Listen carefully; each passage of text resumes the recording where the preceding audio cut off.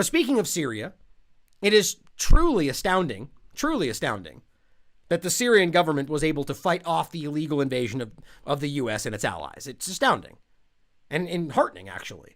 And of course, if the U.S. was to be believed, the entirety of Syria would be covered in chemical weapons by now, as they have repeatedly falsely claimed that they had to maintain control, right? They had to in Syria, because if Assad got control, he would immediately gas his own people because, that makes sense. They said this countless times, despite there being no evidence, and in fact, mountains of evidence to show that they were lying, but they kept at it. And now we see that the only safe places in Syria, the only safe places, are in fact the ones controlled by Assad and his allies. Funny how that works. And now, by their account, their military phase of this conflict is officially over, according to Russian officials, which may just be kind of a propagandized statement, but may actually show us that it may indeed be over as far as they're concerned. Russian Chief of General Staff, military phase of Syrian conflict is over. In addition, he adds on 3,000 civilians killed by U.S.-led coalition. That's below par for the course for previous U.S. interventions. But still, we're talking about 3,000 people, which is worse than all the claims they're trying to throw out about their adversaries right now. But it doesn't matter, because the U.S. is saying, we were fighting for good things and fighting bad people, so we killed 3,000 innocent civilians, but as long as we claim we were trying to do good things, it's all okay. This is the logic with which we're surrounded today. Now, to General Valery Gerasimov, I looked this up earlier, Chief of the General Staff of the Armed Forces of Russia, speaking at the Moscow International Security Conference on April 24th, the military phase of the Syrian conflict has ended. Official statement is over. The military arm is over, he claims. He says, quote, currently the military phase of the conflict is over. Within 2 years, with Russian support, he says, the collapse of the Syrian state was prevented, and the most of the country's territory was returned to the control of government forces. Which is correct, and they did. They effectively stopped another catastrophic U.S. regime change. Now, the general added that all the conditions that were needed for a political settlement and a reconciliation process in Syria have been set. He also stressed that there would be no more large-scale military operations in the war-torn country, which I find interesting in regard to places like Idlib and other locations where there are still, and Al-Tanf specifically, or even the Golan Heights, where Syria has vowed to take back every inch of its territory. So if this just simply means that Russia will no longer be partaking, I don't know. But it's an interesting thing to put out there. Now, commenting on the U.S.-led coalition operations in Syria, the general also said that at least 3,000 people, including 1,400 women and children, were killed by the coalition. These numbers are close to those provided by independent groups such as Air Wars. And this is just from the U.S.-led coalition. Now, while Syria will not likely witness any large-scale battles from now on, the country is far from being stable. Last week, more than 50 Syrian service members were killed by terrorist groups. But, ISIS is defeated, so it's all okay. This is what they want us to think. But as 21st Century Wire put it, in regard to the ending of this war and what it means for the U.S. to continue to force its presence there, even though it's over, U.S. defeat in Syria leaves only a campaign of spite. So true. So true. This is exactly what we're talking about. That this at the end of the day, the U.S. remaining here is out of spite. It's out of an effort to keep the country destabilized. Again, this is the new evolution of wars that aren't won by the U.S. It becomes another Afghanistan, another 17-year effort of constant destabilization that benefits no one in the United States, when in fact it actually costs us billions and billions of dollars to maintain a campaign of saving face for the U.S. government. Destabilizing, making them continue to look really, really bad, so you can continue to say, oh, well, we tried. Look at how destabilized that country is. Oh, man.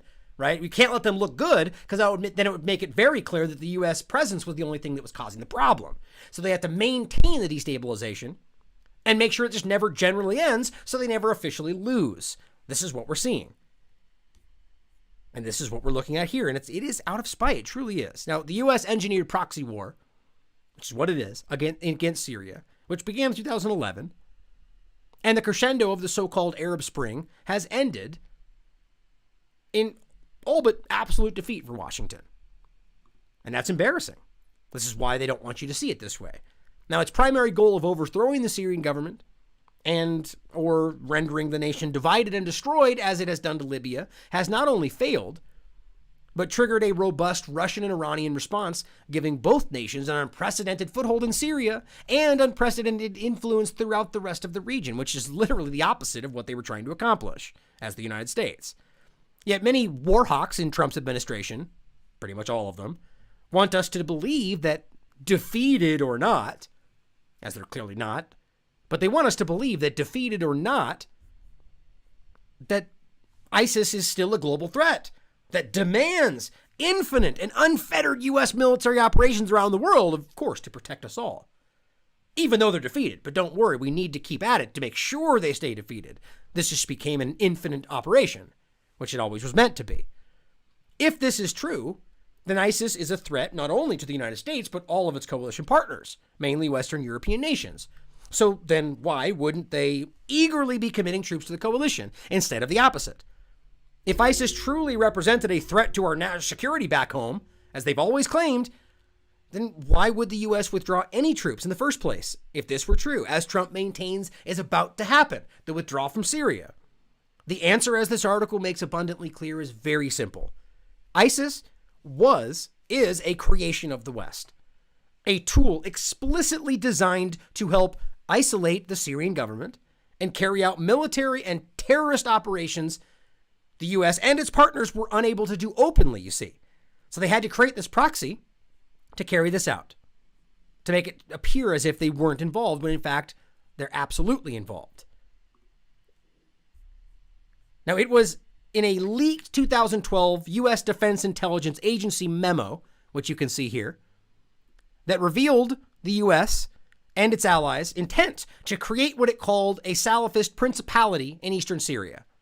The memo explicitly stated that, quote, if the situation unravels, there is the possibility of establishing a declared or undeclared Salafist principality in eastern Syria. And this is exactly what the supporting powers to the opposition want in order to isolate the Syrian regime. Now, as in and of itself, just that paragraph from a U.S. document makes it abundantly clear that they were trying to destabilize Syria, that they were supporting the opposition, and the goal was to isolate the Syrian regime, all of which they argue is not true today. And yet here we are staring at a document where it says the exact opposite of what they claim. It says exactly this, that what we know to be the truth, that they were destabilizing them.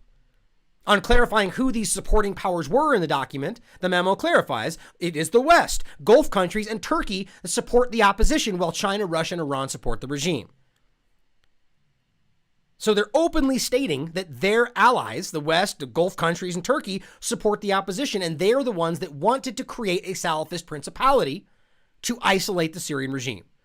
Again, I mean, how many times must we show obvious examples of what the reality is, and I'd stand up and lie to you and give you the exact opposite? The link to this memo is in the show notes. You can look at it for yourself.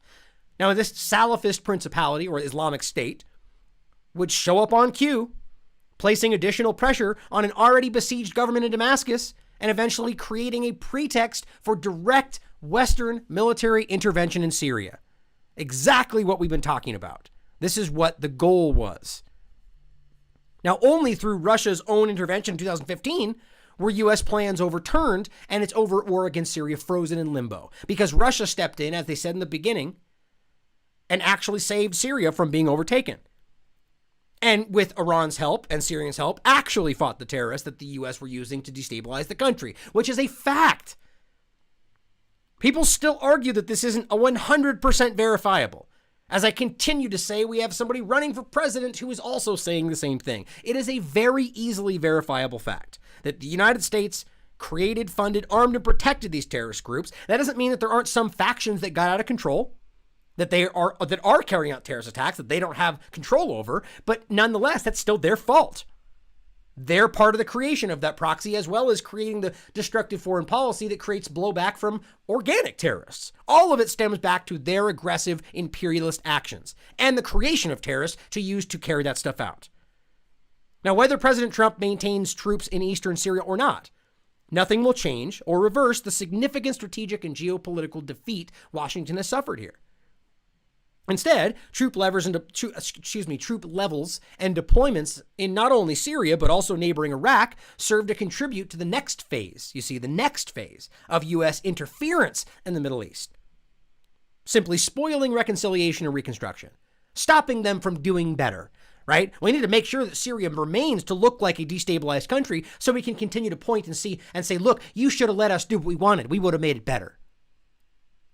As we're just killing countless civilians, destroying the country, bombing civilian infrastructure. Let us take over the country because it would have been better. That's what they want you to think. That's why they need to maintain the lack of reconciliation or reconstruction.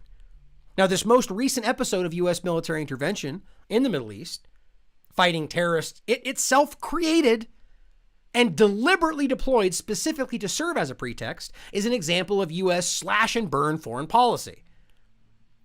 It was a redesigned regime change campaign spanning both Syria and Iraq, designed to attract domestic and international support by using an appalling but artificially engineered enemy to destroy both nations and allow the U.S. and its coalition partners to rebuild the regions as it saw fit.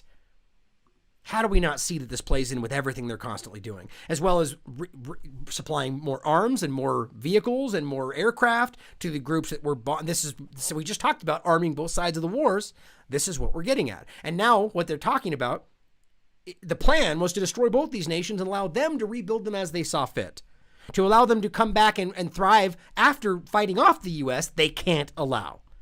So they're going to maintain destabilization even though they've lost.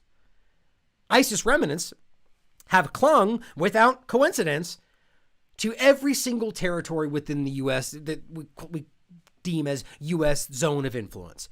The point being that everywhere the U.S. maintains a presence is where the ISIS and the terrorist factions just happen to seem to thrive and survive. Interesting how that works.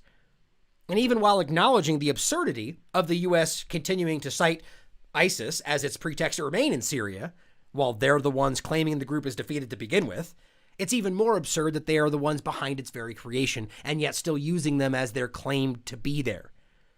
In the absence of a sensible, unified purpose, attractive incentives, or a coherent strategic plan, the U.S. has instead turned to simply spoiling reconciliation and reconstruction through attempts to divide the region along ethnic lines, as they've done in every other location they've tried to overthrow, as well as preserve what few terrorists remain, their proxies, by shuffling them between Iraq and Syria through territory U.S. forces occupy, and by targeting nations and their allies with sanctions to hinder reconstruction efforts. Now again, the documentation is in the show notes. I highly recommend you dig through it for yourself to find out in their own statement that their goal was to destabilize Syria, as they pretend they're fighting for the Syrian people. And think about how that relates to Yemen or Venezuela or any other country they pretend they're there fighting for people. Take a moment and reflect on what this truly means and how they're now destroying the country further just so they don't look bad. That is truly spiteful. What we really need to stand back and recognize after all this stuff I'm talking about today, as the U.S. oligarchy blindly supports the Saudis as they continue to murder people for no charge, and they're the good guys supposedly, what we need to recognize here today specifically with all of this is that the worst among us today, the truly worst among us, are in fact the ones masquerading as the heroes.